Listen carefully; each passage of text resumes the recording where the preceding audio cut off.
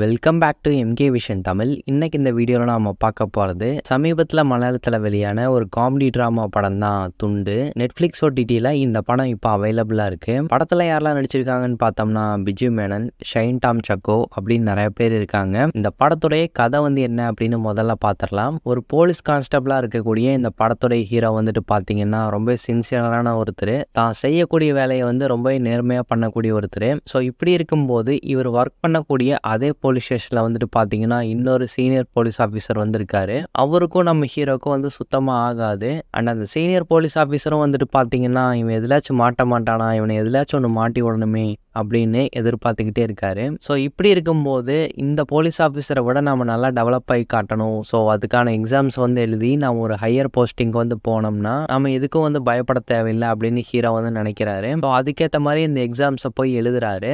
எப்படியாச்சும் இந்த ஒரு எக்ஸாம்ல பாஸ் ஆகியே தேரணும் அப்படிங்கிற ஒரு உறுதியோடு இருக்கிற இவர் பார்த்தீங்கன்னா ஸோ சில பல ஃபோர்ஜரி வேலைலாம் பண்றாரு. காப்பி அடிச்சு எழுதணும் அப்படிங்கிற மாதிரிலாம் முயற்சி பண்றாரு. ஸோ இதுக்கப்புறம் நம்ம ஹீரோ அந்த எக்ஸாம்ஸ்ல பாஸ் ஆனாரா இல்லையா, இந்த கதையில் நடக்கக்கூடிய மற்ற சுவாரஸ்யமான விஷயங்கள் என்னென்ன, அண்ட் இது மட்டுமே இந்த படத்துடைய கதை அப்படின்னு சொல்லிட முடியாது. இந்த படத்துக்குள்ள ஏகப்பட்ட லேயர்ல வெவ்வேறு கதைகள் சொல்லப்பட்டிருக்கு. ஸோ அந்த சில விஷயங்களும் படத்துல இன்ட்ரெஸ்டிங்காகவே கொண்டு போயிருக்காங்க.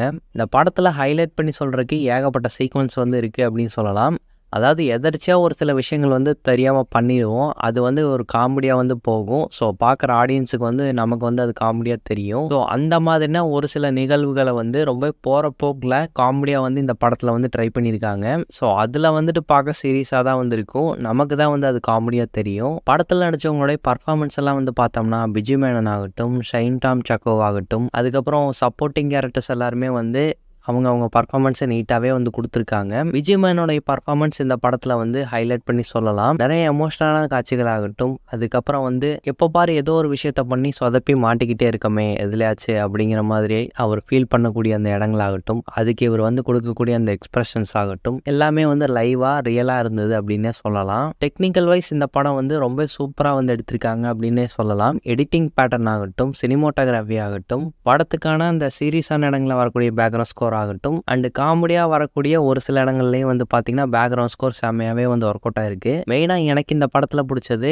இதுல எடிட் பேட்டர்ன் ரொம்ப நீட்டா பயன்படுத்தி இருக்காங்க. பல இடங்கள்ல இந்த படத்துக்கான எடிட்டிங்கை தாறுமாறா பண்ணியிருக்காங்க. ஸோ அதுக்கு சினிமோட்டோகிராஃபியோட ஹெல்ப்பும் இந்த படத்துக்கு தேவைப்பட்டிருக்கு. ஸோ அதுவுமே செம்மையாவே பண்ணியிருக்காங்க. அண்ட் இந்த படத்துல பல காட்சிகள் நமக்கு பார்க்கறதுக்கு புதுசா இருக்கும் அப்படின்னே சொல்லலாம். உதாரணத்துக்கு பாத்தீங்கன்னா போலீஸை எக்ஸாம்ஸ் எழுதக்கூடிய அந்த ஒரு சில இடங்களாகட்டும், காப்பி அடிச்சு மாட்டக்கூடிய இடங்களாகட்டும், ஸோ தன்னுடைய பையனும் பரீட்சையில் காப்பி அடிப்பார். ஸோ ரெண்டு பேருமே ஒரே மாதிரி காப்பி அடிக்க ட்ரை பண்ணுவாங்க. ஸோ அந்த சில சீக்வன்ஸை இன்ட்ரெஸ்டிங்காக தான் கொண்டு போயிருக்காங்க. ஸோ அதில் என்ன ஒரு பிரச்சனை அப்படின்னு சொல்லிட்டு பார்த்தீங்கன்னா காப்பி அடிக்கிறத என்கரேஜ் பண்ணுற மாதிரியான சில விஷயங்கள் இந்த படத்தில் காட்டப்பட்டிருக்கு. பொதுவாக போலீஸ் கதைகள் அப்படின்னாலே ஆக்ஷன் த்ரில்லர் இல்லைனா பார்த்தீங்கன்னா இன்வெஸ்டிகேஷன் த்ரில்லர் அந்த மாதிரி தான் கொண்டு போவாங்க. பட் இந்த படத்தில் பார்த்தீங்கன்னா காமெடியாக சொல்ல இவங்க ட்ரை பண்ணியிருக்காங்க. பல இடங்களில் நல்லாவே ஒர்க் அவுட் ஆயிருக்கு. இருந்தாலும் கொஞ்சம் ஓவரா போயிட்டாங்களோ ஒரு சில இடங்கள்ல, அதாவது தப்பான ஒரு சில விஷயங்களை கூட நியாயப்படுத்தி காட்டுற மாதிரி இந்த படத்துல காட்டியிருக்காங்க. ஸோ அந்த சில விஷயங்கள் இவங்க பண்ணாம விட்டுருந்துருந்தா இந்த படம்